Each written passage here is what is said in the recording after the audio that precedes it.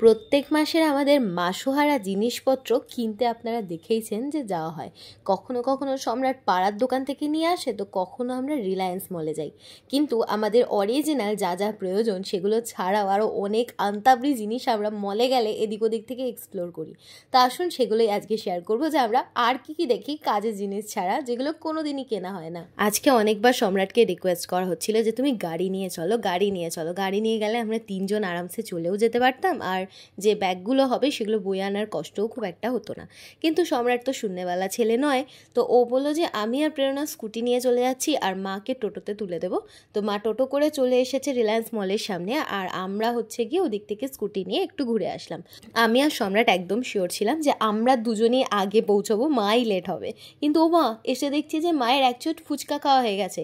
মানে ওই রিলায়েন্স মলের সামনে একজন ফুচকালা দাদা দাঁড়িয়ে ছিলেন, তো তার কাছ থেকে মা দাঁড়িয়ে দাঁড়িয়ে ফুচকা খেয়ে নিয়েছে। কারণ কেনাকাটা করতে আমরা যখন ঢুকবো তখনই বাজছিল রাত 8টা। আর আমি ডিসাইড করেই নিয়েছিলাম যে আমি আর হচ্ছে গিয়ে উল্টোপাল্টা খাবো না আজকে বিকেলবেলা অন্তত। কিন্তু তাও সম্রাট আমাকে জোর করে দুটো ফুচকা খাইয়েই দিয়েছে। আর ফুচকা খাওয়ার পরে আমার আরেকটু মনে লোভ জাগলো যে আরেকটা চাটনি দেওয়া পাপড়ি খাই তাহলে, এরপর জল। এইভাবে ব্যাস আমার ক্যালোরি ইনটেক অলরেডি বেড়ে গেল। তো যাই হোক, ফুচকাটা খেতে কিন্তু দারুণ ছিল, তবে টক জলটা অতটা মজা হয়নি। এইখানে প্রায় 8 মাস হয়ে গেল তিনতলাতে রিলায়েন্সের ওপরে ট্রেন্ডস খুলেছে, কিন্তু আমি আজ অবধি একটা বারও যেতে পারলাম না। এই দুইজনকে যখনই বলি একটু আমাকে নিয়ে চলো, একটু আমাকে নিয়ে চলো, ওরা কখনোই নিয়ে যাবে না। যেতে কিন্তু লিফটে করে হবে, তাও নিয়ে যাবে না। মানে এমন একটা হাবভাব করে যেন 5 কিলোমিটার দূরে, আর হচ্ছে গিয়ে কি বলে যেন গেলেই আমি এক গাদা শপিং করে ফেলবো। তো আমি এখানে হোর্ডারটা দেখিয়ে বলছিলাম যে আমাকে নিয়ে যেতেই হবে আজকে। তো এদিকে দুজনের মধ্যে কেউই আমাকে পাত্তা দিল না। যাই হোক, এটাই আমার হয়তো ভাগ্য।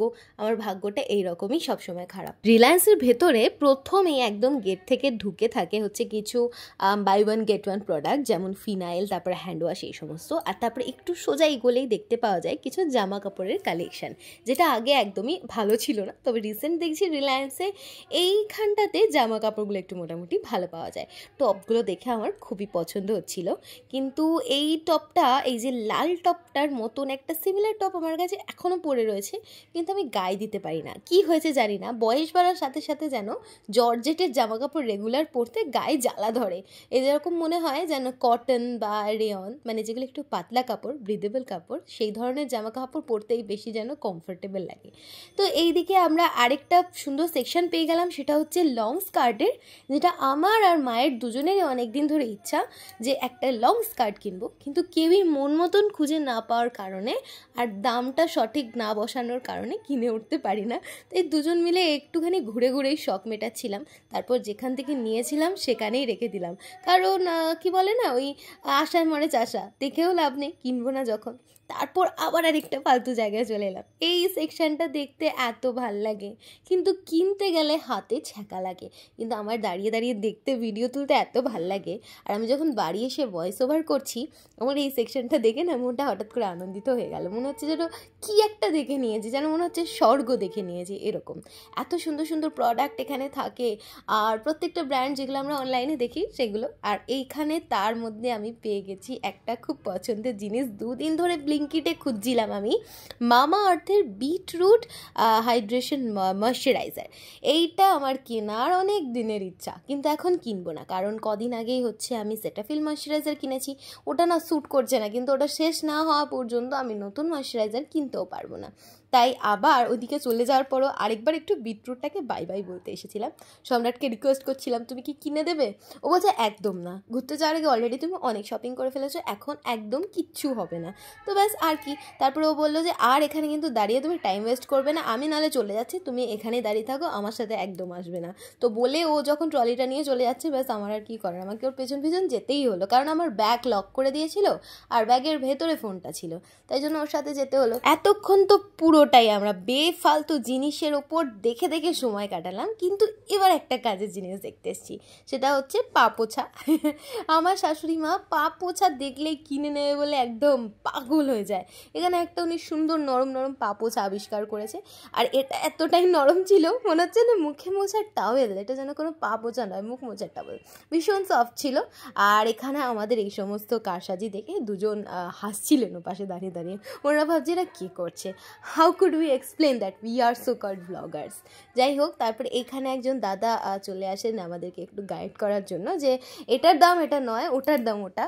হি literally try to guide us. তারপরে আমরা আমাদের পছন্দ মতো এই সফটটাই নিলাম।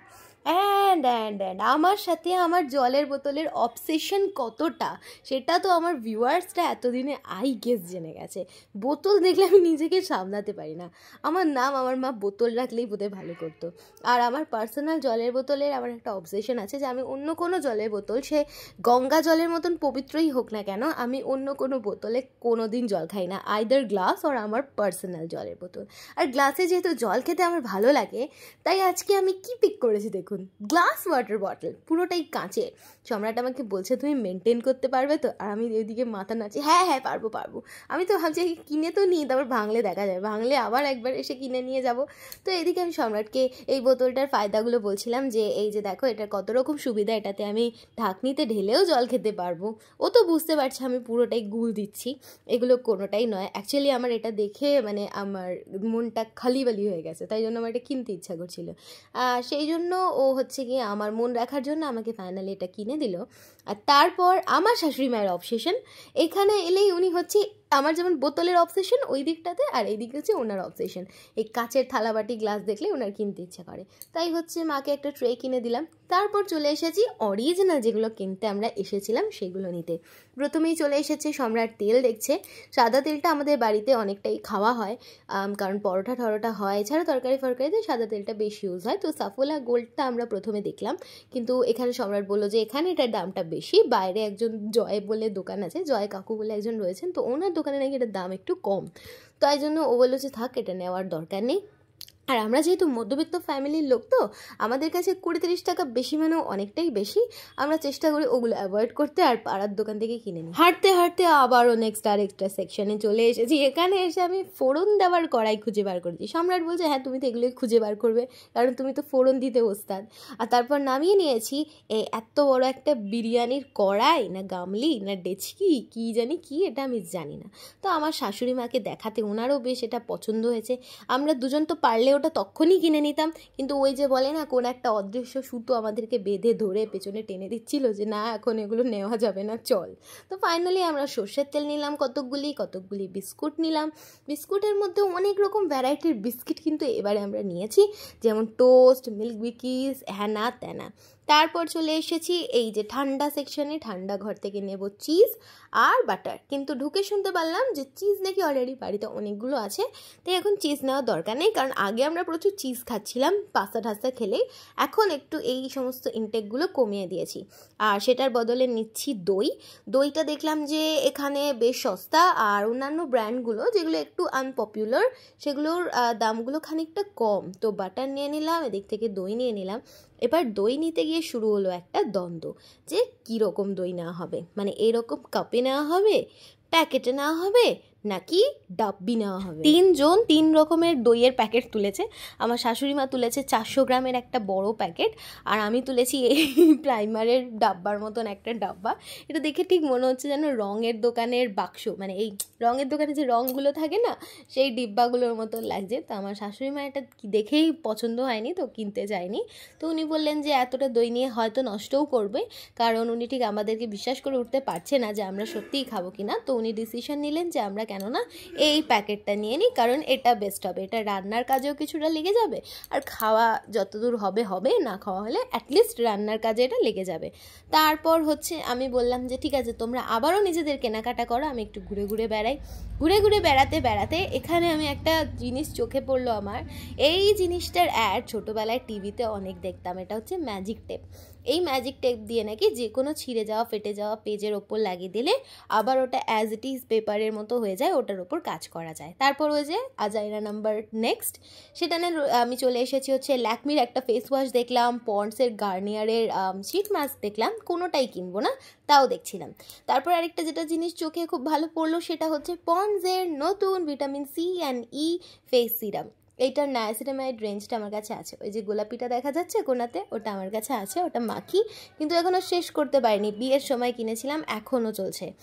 আর হচ্ছে নতুন আরেকটা জিনিস, ডাভের বডি বাটার। এই ডাভের বডি বাটারটা দেখেই কিনতে ইচ্ছে করছিল, কারণ ডাভের প্রোডাক্ট মানেই হচ্ছে বেস্ট, আমার কাছে ডাভের প্রোডাক্ট বেস্ট।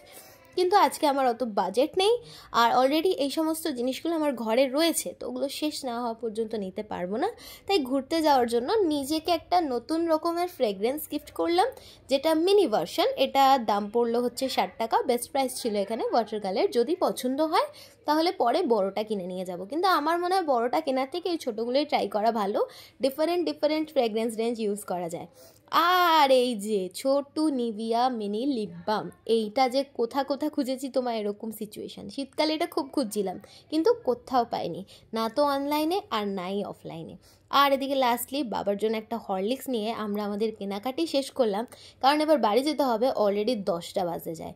তো এদিকে বিলিং করে আমরা আমাদের ট্রলি নিয়ে বাইরে বেরিয়ে আসলাম। তো সম্রাট হচ্ছে গিয়ে এখন প্রথমে মাকে স্কুটি করে ছেড়ে দিয়ে আসবে, যতক্ষণ মাকে স্কুটি করে ছেড়ে আসতে যাবে ততক্ষণ আমি একটু এগোতে থাকবো, আর তারপর হচ্ছে মাঝ রাস্তা থেকে সম্রাট আমাকেও পিক করে নিয়ে বাড়ি চলে যাব আমরা দুজন। তো আজকের ভিডিওটা এইটুকুই ছিল। কাল যেহেতু আমরা বেরিয়ে যাচ্ছি সন্ধেবেলা, আপনারা কিন্তু আমাদের সবার জন্য প্রে করবেন যাতে আমরা খুব সুস্থভাবে ঘুরতে চলে যেতে পারি, আর বাড়ির সবাই যাতে আমাদের এই কদিনের অবর্তমানে সুস্থভাবে থাকে। তো আজকের ভিডিওটা এইটুকুই থাকলো, দেখা হবে আবার পরের দিন। Bye bye and see you again.